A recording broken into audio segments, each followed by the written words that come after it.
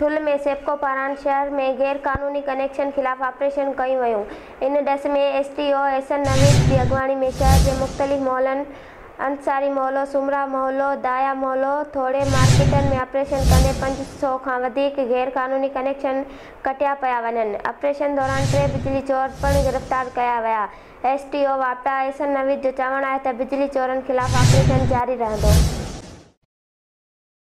ठुल जे ॻोठ सदौराबाद में सोशल वर्करनि टीम में मददगार पारां मुफ़्त मेडिकल कैंप लगाई वई। समाजी वर्कर डॉक्टर गुरमत दास, उस्ताद अरबाब अली गोलो, सोशल वर्कर सूणो खान बुरड़ो जी निगरानी में मेडिकल कैंप में डॉक्टर रुजल दास ऐं ॿिनि डॉक्टरनि 500 खां वधीक मरीज़नि जी मुफ़्त चकास करे खेनि मुफ़्त दवाऊं ॾिनियूं। सखर प्रेस क्लब जे नाइब सदर लाला शहबाज पठान जी दाख़िल दरख़्वास्त ते जस्टिस इकबाल अहमद कलोड़ो ऐं जस्टिस अरबाब अली हकड़ो जी डबल बेंच ॿुधणी कई वई। हिन दौरान अदालत खे बैरिस्टर खान अब्दुल गफ़ार खान ॿुधायो त कंदकोट, घोटकी, शिकारपुर, सखर जे कचे वारे इलाइक़नि में धाड़ेलनि जो महफ़ूज़ पनाह गाहियूं आहिनि। बैरिस्टर खान अब्दुल गफ़ार खान अदालत खे इहो बि ॿुधायो त 2 साल अॻु सखर जे इलाइक़े संगरार मां अगवा थियल मासूम नींगरी प्रिया कुमारी भी हिन वक़्त ताईं बाज़ियाब न थी सघी आहे। मीडिया जी रिपोर्टनि मूजिबि कचे वारे इलाइक़े में धाड़ेलनि 100 खां वधीक माण्हुनि खे भुङ लाइ बि अरगुमाल बणाए वरितो आहे। अदालत वकील जा दलील ॿुधण बाद पिटीशन खे ॿुधण जोॻो करार ॾेई पिटीशन में धुर ॼाणायल वास्तेदारनि धुरियुनि खे 12 अक्टूबर ते पेश थियण जो हुकुम ॾींदे पिटीशन जी ॿुधणी मुलतवी करे छॾी आहे। पिरियालो मां ख़बर शामिल कंदासीं त पीर जे ॻोठ में जिस्कम तरफ़ां शहीद अफ़ज़ल लुंड जी बेरहमानी क़त्ल ख़िलाफ़ नारेजा होटल वेगन स्टाफ खां प्रेस क्लब ताईं एहतजाजी रैली कढी वई। इन मौक़े ते जिस्कम अॻवाननि फहद मंगड़ियो, ज़ीशान मंगड़ियो, आसिफ बलोच, ज़ोहेब पावर, अजीब महर ऐं ॿियनि मीडिया सां ॻाल्हाईंदे चयो त शहीद अफ़ज़ल लुंड जे क़त्ल जा पहिरा धारियुनि ॾांहुं वञनि पिया। सिंधी माण्हुनि खे घुर्जे त हिकु दुख खे ताक़त में तब्दील करे जदोजहद ज़रिए ई जवाबु ॾियनि।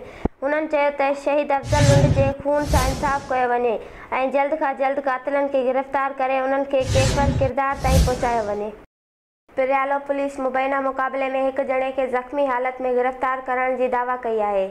एसएचओ पिरियालो रहमतुल्लाह सोलंकी जो चवणु आहे त इतला मिलियो त ॾोहारी ॾोह जे इरादे सां कचे में बचाव बंदि वटि वेंदा आहिनि त जीअं असां पहुतासीं त ॾोहारियुनि ऐं पुलिस विच में मुक़ाबिलो थी वियो, जंहिं दौरान पुलिस जी फायरिंग में हिकु जवाबदार ज़ख़्मी थी पियो, जंहिंखे ज़ख़्मी हालत में गिरफ़्तार कयो वियो। गिरफ़्तार जवाबदार जी सुञाणप काशिफ़ उर्फ़ आतिफ़ खोखर मोरो जो रवासी तौर ते आहे। पुलिस मूजिबि ज़ख़्मी हालत में गिरफ़्तार कयल जवाबदार वटां हिकु पिस्टल ऐं गोलियूं हथ कयूं आहिनि। लाड़काने में regional director Zahida Kakepoto, regional deputy director Saeed Ahmed Jatoi पारां government special education rehabilitation senior VIHOIC लाड़काने जो दौरो कयो। इन मौक़े ते रीजनल डायरेक्टर मोहतरमा ज़ाहिदा काकेपोटो तरफ़ां ॿारनि जी सलाहियतुनि जो पिणु इम्तिहान वरितो वियो, जॾहिं त हिन स्कूल जे बहितरीन कारकर्दगी ते पिणु इत्मीनान जो इज़हार पिणु कयो ऐं दाख़िल ॿारनि जी ज़हनी सलाहियतुनि जी पिणु वाखाण कई। ठुल में बदामनी ते ज़ाब्तो न आयो।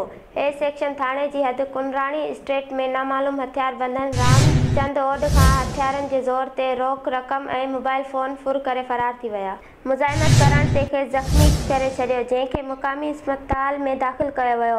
ॿी तरफ़ जो नगल भरिसां सिहत खाते जे मुलाज़िम ग़ुलाम हुसैन नूनारी, उस्ताद गनी महर ऐं उस्ताद बशीर महर खां हथियारनि जे ज़ोर ते हथियारबंद रोक रक़म, मोबाइल फ़ोन ऐं ॿियो सामान फुर करे फ़रार थी विया। ठुल जे इरिगेशन मोहल्ले वटां नामालूम हथियारबंदनि ॻोठ मज़ारी लाशारी जे रवासी वापारी अब्दुल्ला लाशारी खां हथियारनि जे ज़ोर ते मुबैना 1,75,000 ऐं मोबाइल सेट फुर करे फ़रार थी विया। मुज़ाहिमत करण ते खेसि ज़ख़्मी करे छॾियो, जंहिंखे ज़ख़्मी हालत में ठुल जे तालुके अस्पताल में दाख़िल कयो वियो आहे। ठुल में सखर जे सीनियर सहाफ़ी शहीद जान मोहम्मद महर जे जवाबदारनि जी गिरफ़्तारी जे लाइ सहाफ़ियुनि ऐं सियासी पार्टियुनि जे अॻवाननि पारां रैबर चौक ते एहतजाज कयो वियो आहे। इन मौक़े ते इरफान करीम मुग़ल, जमाल जोश बुरड़ो, मस्जिद नूनारी, लियाकत सरकी, वसीम कुरैशी ऐं ॿियनि चयो त सखर जे सीनियर सहाफ़ी जान मोहम्मद महर खे शहीद कयो वियो आहे, पर हिन महिल ताईं अफ़सोस आहे जो सखर पुलिस इंतिज़ामिया जवाबदारनि खे गिरफ़्तार नाहे करे सघी।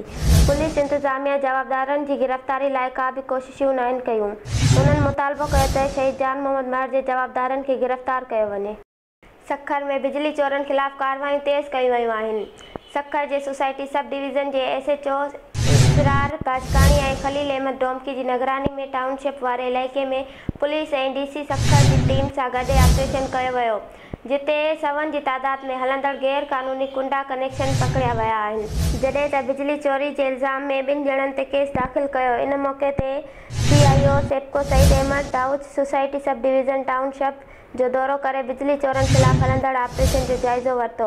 सेप्को अमलदारनि पारां सेप्को CIO खे बिजली चोरनि ख़िलाफ़ ऑपरेशन रिकवरी बाबति आगामी ॾिनी। इन मौक़े ते CI सेप्को चवण हो त बिजली चोरी में मुलवस जवाबदारनि ख़िलाफ़ कार्रवाई शुरू कई वयूं आहिनि।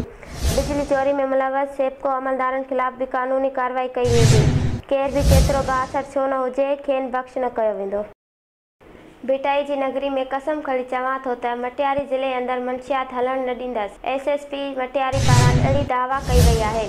भिटशा में SSP मटियारी नूरुल हक रिंद, डिप्टी कमिश्नर लाल लीना मंगी पारां भिटशा सक़ाफ़ती मर्कज़ में ज़िले जे साफ़ियुनि सां गॾिजाणी कई वई आहे।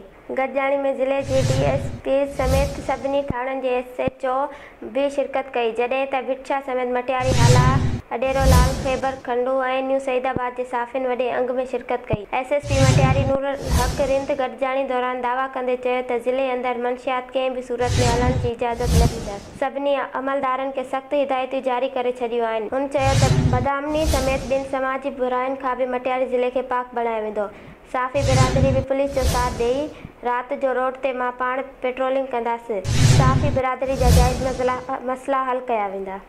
रतो देरो में खोखर बिरादरी जे 2 धुरियुनि में जहिड़ो फायरिंग में 1 ॼणो मारिजी वियो। रतो देरो भरिसां ॻोठ लहणो खोखर में ज़रिए ज़मीन में चौपायो माल पवण तां खोखर बिरादरी जे 2 धुरियुनि में चाचनि ऐं भाइटनि विच में तकरार तां जहिड़ो फायरिंग दौरान रशीद उर्फ शाह नवाज़ भट्ट अली गुल खोखर क़तल थी वियो। मक़तूल जो लाश तालका अस्पताल आंदो वियो, जिते पोस्टमार्टम बाद लाश वारसनि हवाले कयो वियो आहे।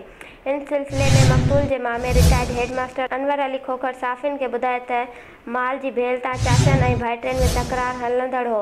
इन तां भाइटे खे चाचे क़तल करे छॾियो आहे।